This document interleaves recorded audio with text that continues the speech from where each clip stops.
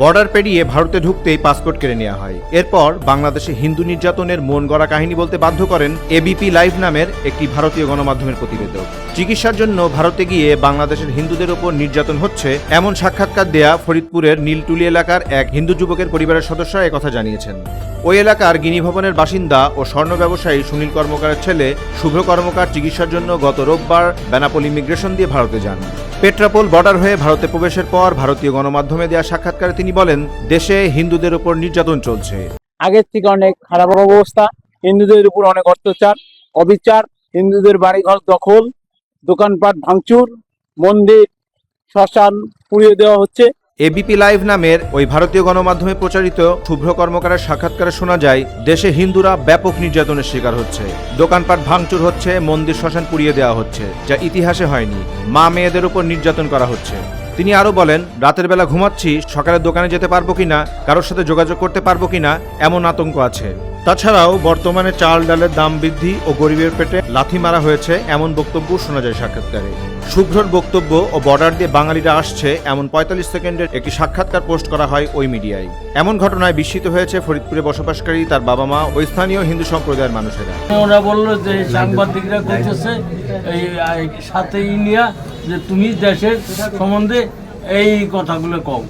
হ্যাঁ, শেষে আমি বললাম, তুই যে এই কথাগুলো কইলি, তুই কেন কইলি? আমার কইতেছে আমার ই করে আমার বইটা হাতে নিয়ে কইতেছে কও এই কথাগুলো কও দেশে। পট পরিবর্তনের পর এমন কোনো ঘটনা ঘটেনি বলে ওই যুবকের দেয়া বক্তব্য সম্পূর্ণ মিথ্যা ও ভিত্তিহীন বলে অভিযোগ করেন তারা। ফরিদপুরে এমন কোনো ঘটনা ঘটেনি উল্লেখ করে তার শাস্তির দাবি জানিয়েছেন বাংলাদেশ হিন্দু বৌদ্ধ খ্রিস্টান কল্যাণ ট্রাস্টের জেলা শাখার আহ্বায়ক নিতাই রায়। উনি ইন্ডিয়া যায়া যে বক্তব্য দিয়েছে টোটালি বাংলাদেশ বিরোধী বক্তব্য দিয়েছে। আমরা হিন্দু মুসলিম 5ই আগস্টের পরে সকলে মিলে সুন্দরভাবে বসবাস করতেছি, যার যার ব্যবসা করতেছে, কোনো দুর্ঘটনা ঘটে নাই। আমরা এর তীব্র নিন্দা ও প্রতিবাদ জানাই এবং ওকে দ্রুত আইনের আওতায় এনে বিচার করা হোক।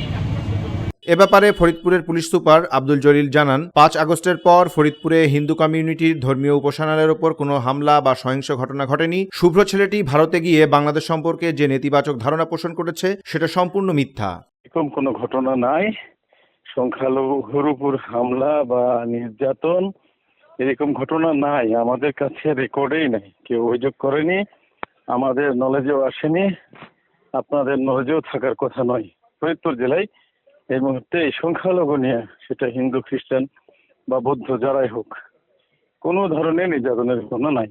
এদিকে দ্য ওয়াল নামে আরেকটি চ্যানেলে দেওয়া সাক্ষাৎকারে ফরিদপুর জেলা ছাত্রলীগের সহসভাপতি অমিয় সরকার দাবি করেছেন, বাংলাদেশ থেকে নির্যাতিত হয়ে 2 মাস ধরে কলকাতায় আশ্রয় নিয়েছেন। অমিয় 2021 সালের নভেম্বর মাসে গঠিত কমিটির জেলা ছাত্রলীগের সহসভাপতি ছিলেন। তিনি ফরিদপুর জেলা আওয়ামী লীগের সাবেক সভাপতি সুবল চন্দ্র সাহার বাড়িতে হামলা মামলার আসামি। ফরিদপুর থেকে তামিম ইসলামের পাঠানো তথ্যচিত্রে ডেস্ক রিপোর্ট।